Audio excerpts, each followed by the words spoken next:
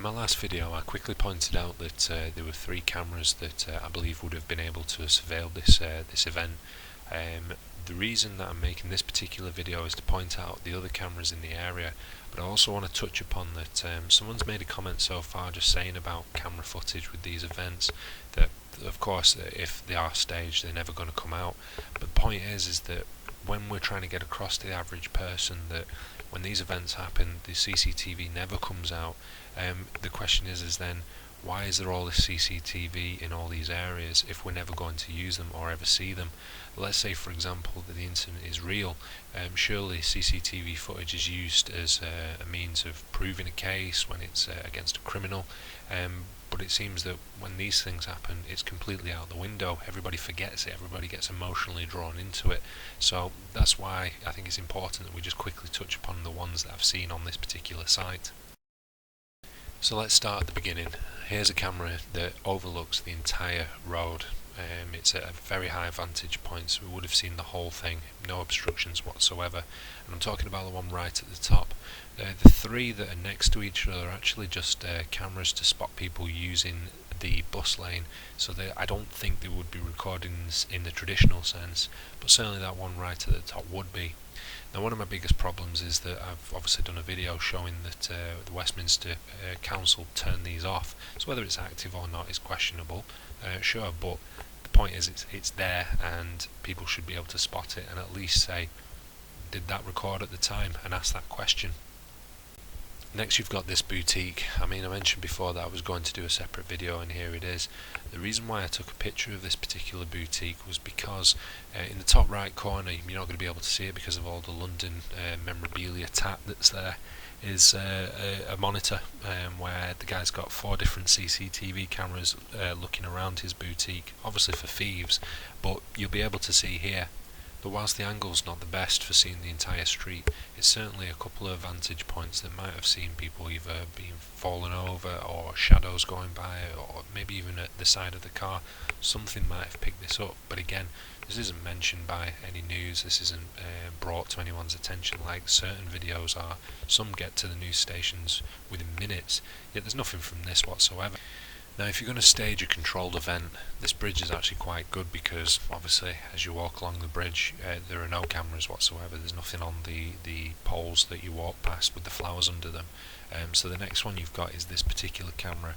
This camera is just next to the underground gate as you walk through, but again it's another camera that you can see.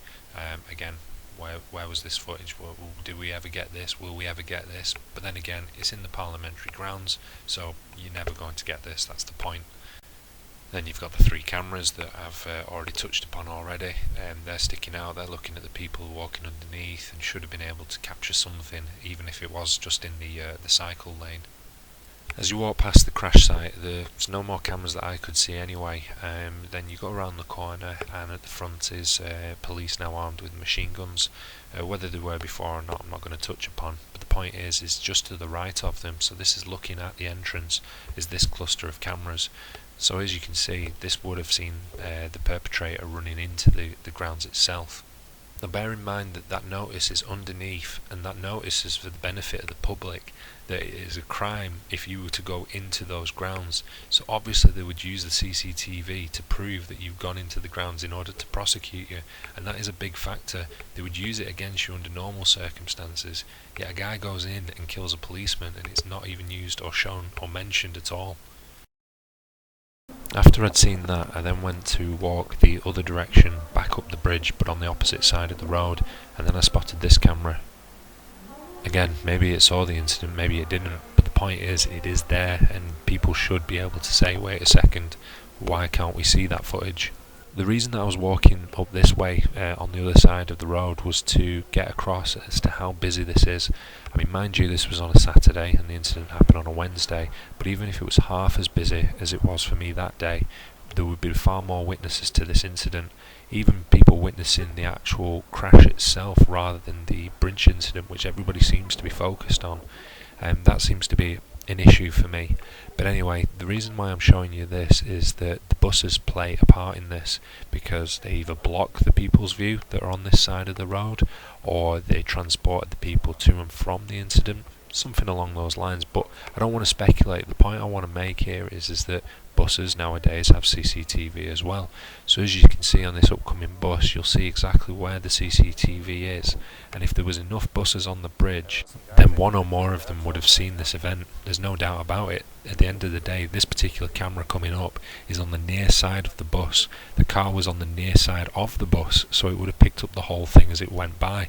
But again, we're not going to see this. And I don't want to go off topic, but if memory serves me right, in the 7/7 London bombings, it was shown that it's an Israeli security company that actually has the control and maintains the CCTV footage on both the underground and the overground.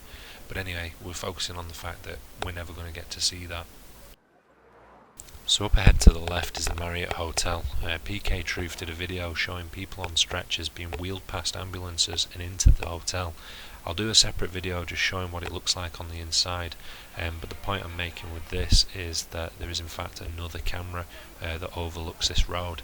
Unfortunately, it is part of the Marriott Hotel, so are we going to see it? No. So here's the camera, and I then take a picture just showing what sort of vantage point it has. It's certainly going to be higher up than what I've taken my picture, but as you can see, it's got a really clear view of the whole scene. It would have definitely seen the vehicle mounting the curb, and I think because of how high up it is, no bus is going to block the entire view of that camera.